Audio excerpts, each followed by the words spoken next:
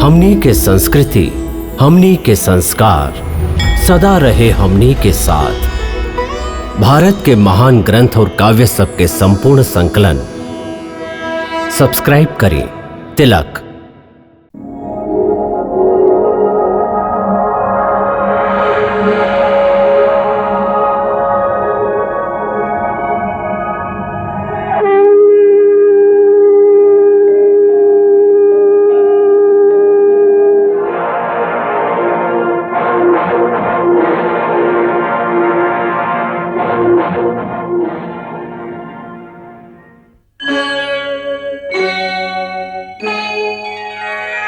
कृष्णा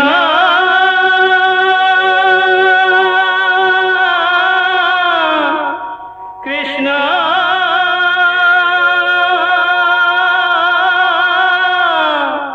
हरे कृष्णा हरे हरे।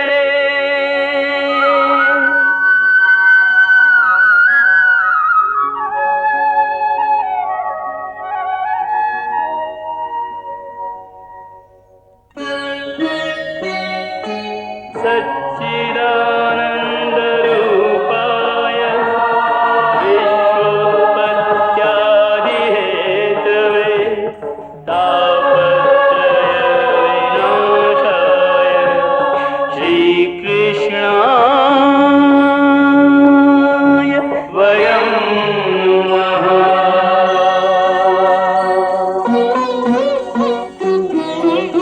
श्रीकृष्ण गोविंद हरे मुरारे, हे नाथ नारायण वासुदेव। हरे कृष्ण राधे राधे कृष्ण कृष्ण हरे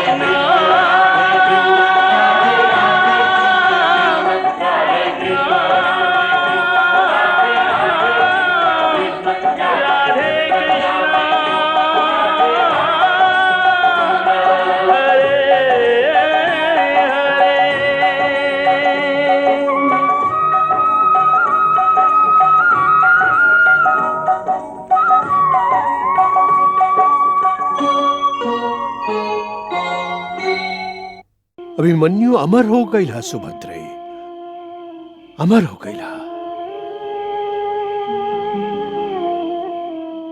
वैसे भी मनुष्य मरे के बाद आपन संतान के रूप में जीवित रहेला, और अभिमन्यु की निशानी ओकर पत्नी के गर्भ में पल रहा।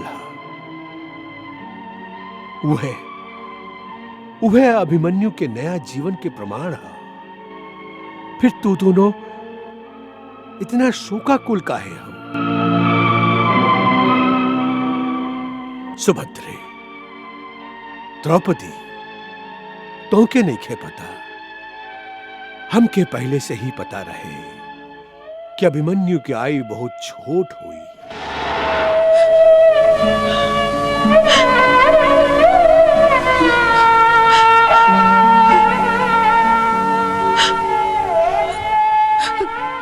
मतलब? अभिमन्यु के जन्म पर ही गुरुकुल के राज ज्योतिष हमके अभिमन्यु के बारे में बता दिले रहन। ऐसे शोक कई छोड़ता जब भाई लोग के भूला जा। बाकी पितामह, हमके तो कल के चिंता भी खाइले जा रहल ह। पार्थ अर्जुन अपन प्राण के दांव पर लगा दिले हैं। हम जानत हैं और तो के आश्वासन देत हैं कि अर्जुन अपन प्रतिज्ञा के पूरा जरूर करी। वो सबसे श्रेष्ठ धनुधर है, और सबसे बढ़ के ये कि वो भगवान श्री कृष्ण के भक्त भी है और वहां के मित्र भी। और भगवान श्री कृष्ण के कृपा ओकरा खातिर सुरक्षा कवच बनी। ऐसे श्रद्धा रखा, कल अर्जुन के युद्ध भूमि में कुछ ना हुई, जीत ओकरे हुई। पितामह, आपके बाद से हम दोनों के मन हल्का हो गई। अब हम दोनों के आगे दी पितामह।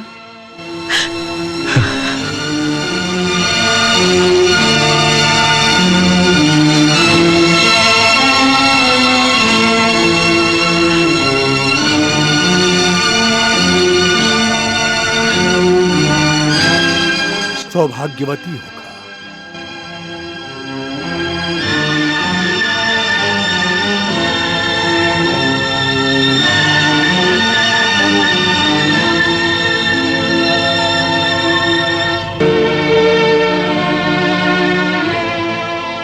हे वासुदेव, आप जे काम हमके सौंपले रही वो हम पूरा कैली। आगे आप ही के सब कुछ संभाले क्या।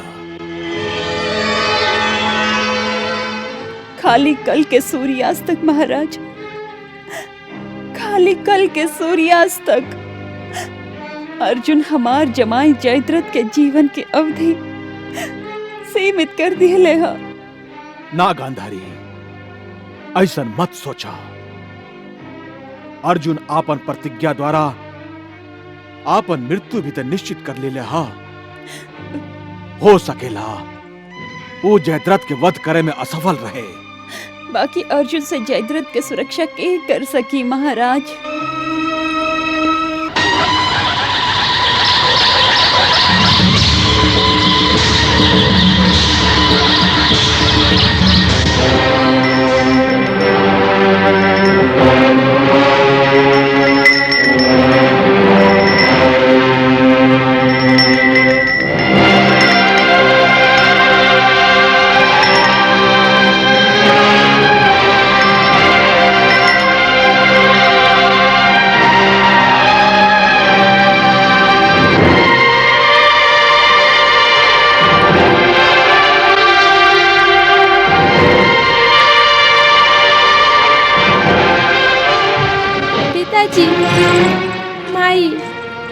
के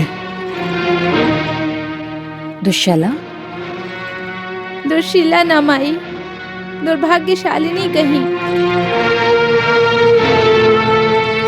ई तू का कह रहा लो बेटी? शुभ शुभ बोले दुश्शला।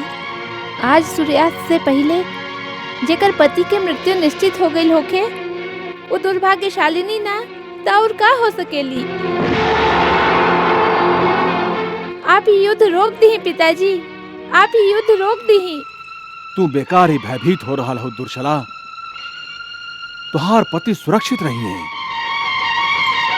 जयद्रथ के सुरक्षा के दायित्व गुरु द्रोण ले बाड़न। उनका छत्र छाया में जयद्रथ बिल्कुल सुरक्षित हा। ये आपके भ्रम है पिताजी। अर्जुन के वाण के उत्तर शायद द्रोणाचार्य के अस्त्र भंडार में हो सकेला। बाकी का दुर्शला? बाकी श्री कृष्ण के सुदर्शन चक्र के उत्तर का गुरु द्रोणाचार्य के पास है। श्री कृष्ण अस्त्र शस्त्र धारण ना करे के प्रतिज्ञा कैले हुए हैं। तो ठीक है, वो अपन प्रतिज्ञा ना तोड़ी है। बाकी अपन मित्र अर्जुन के प्रतिज्ञा पूरा करे खातिर वो कुछ भी कर सकेलन। दुर्शला, वो कुछ भी करे, बाकी हम ही युद्ध रोके खातिर कुछ भी ना कर सकीले। माई, आप तो हस्तिनापुर के महारानी हैं। आप दुर्योधन भैया के युद्ध रोके के आदेश दे सकेली। हम विवश हैं बेटी, हम विवश हैं। माई। हाँ बेटी, हम विवश हैं। हम ई युद्ध रोकल चाहेली, बाकी रोक न सकेली। यह हमार विवशता है। तू अपन पति के प्राण के खातिर हस्तिनापुर के महाराजा के सामने झोली फैला रहा हूँ। और हम कितना बार हस्तिनापुर के महाराजा के सामने हमार बेटन के प्राण खातिर झोली फैला के भीख मांग चुकल हैं। बाकी हस्तिनापुर के महाराज हमके ई भीख देवे से इनकार कर देली। और अब ऐसन लग रहा है कि हमार गोदी पूरा तरह से उजड़ जाई। कांधारी। क्षमा करी महाराज, बाकी अब ऐसा लग रहा है कि ई महान युद्ध कौरवन के सर्वनाश की ओरी ले जाई। ऐसे बेटी दुश्शला, तू आपन विवश माई के क्षमा कर द। माई, जे आपन बेटी के सुहाग के बचावे खातिर अब आंसू बहावे के अलावा और कुछ ना कर सकेली। हमके क्षमा कर दे बेटी, हमके क्षमा कर दे।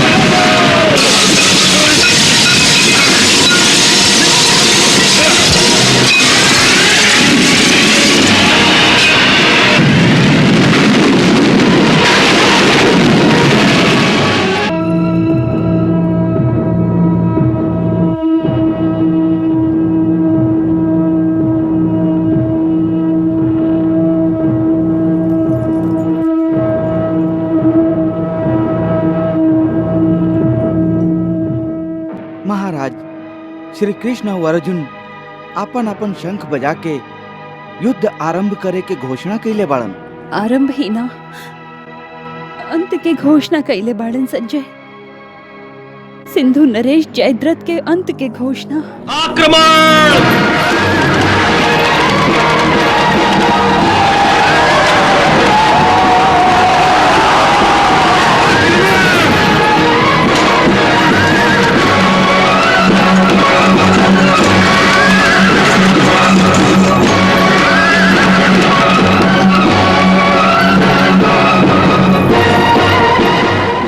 महाराज, सिंधु नरेश जयद्रथ गुरु द्रोणाचार्य के रचल चक्र व्यूह में ऐसे सुरक्षित बाड़न जैसे केहू पथरीला दुर्ग में सुरक्षित होखेला।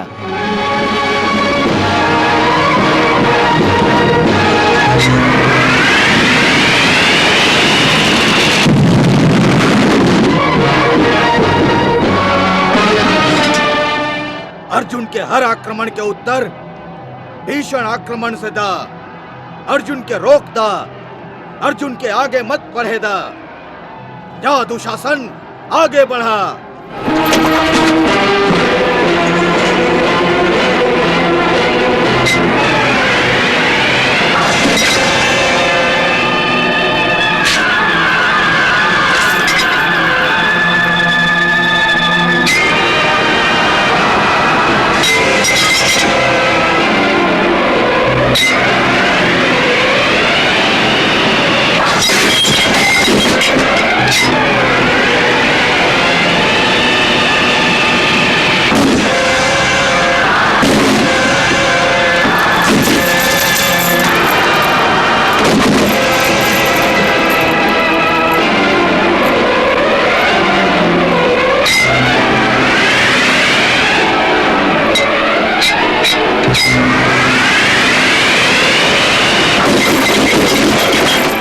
हे वासुदेव, हमारा रथ जयद्रथ के ओरी ले चला।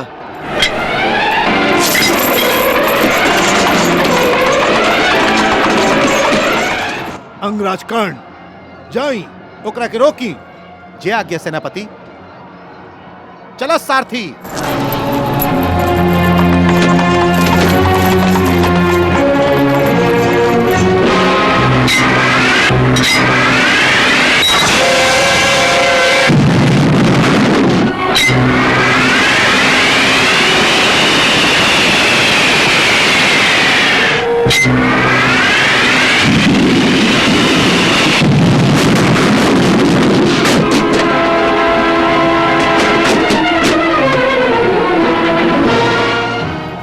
भीमसेन, अंगराज कर्ण अर्जुन पर प्रतिबंध लगावे के इच्छा से अर्जुन से युद्ध करे जा रहल बाड़न।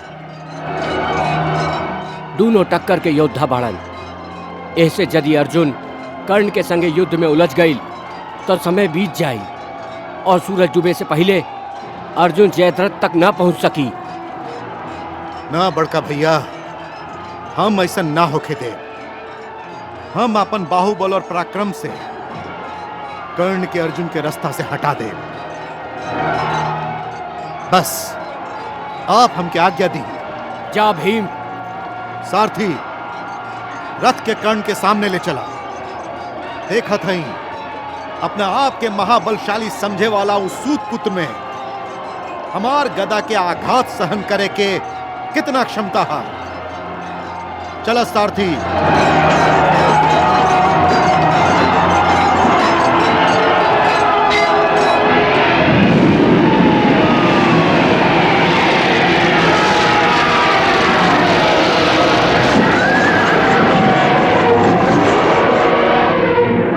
संजय, कहीं आज सूरज के गति अवरुद्ध ना हो गई।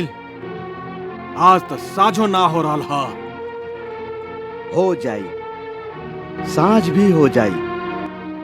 हम लोग के चाहे से प्रकृति के नियम और विधि के विधान तो ना बदलल जा सकेला ना।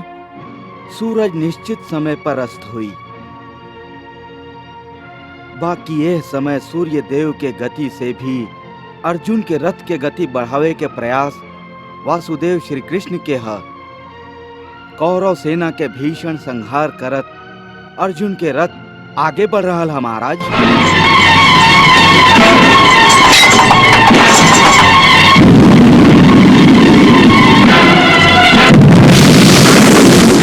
बाकी अर्जुन खातिर सब कुछ इतना आसान कैसे हो रहा हा? यदि दूसर महारथी अर्जुन के ना रोक पा रहल बाड़न तो अंगराज कर्ण का कर रहल बाड़न? ऊ काहे निखे आगे आवत? अंगराज कर्ण अर्जुन के रोके खातिर आगे बढ़ रहल बाड़न महाराज। रोका। रथ रोका केशव, रथ रोका।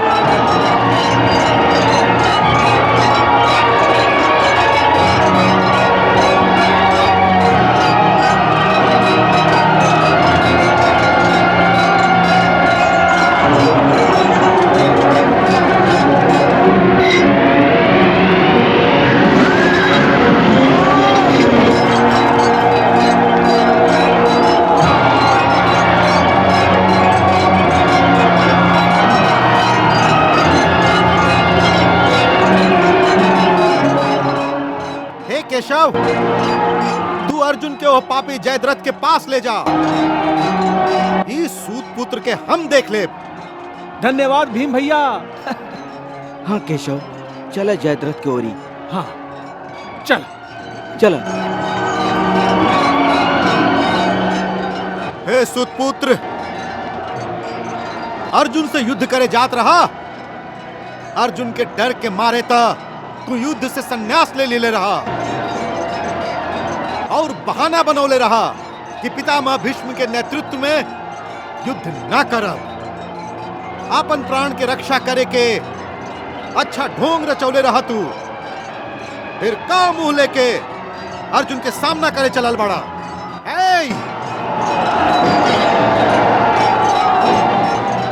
और यदि मरे के ही हा तो अर्जुन ही कहे हम तुहार अंतिम इच्छा पूरा कर देते हैं।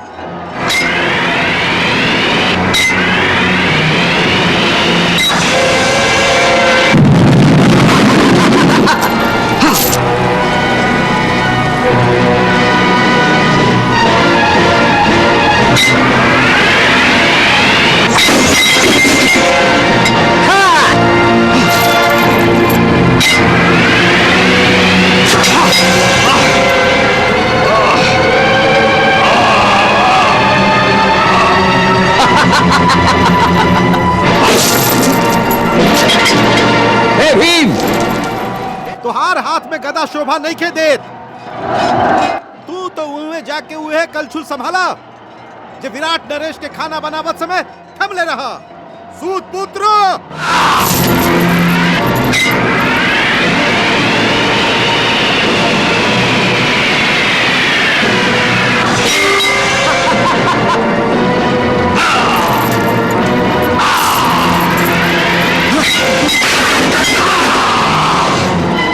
भीम से कर्ण हार गईल।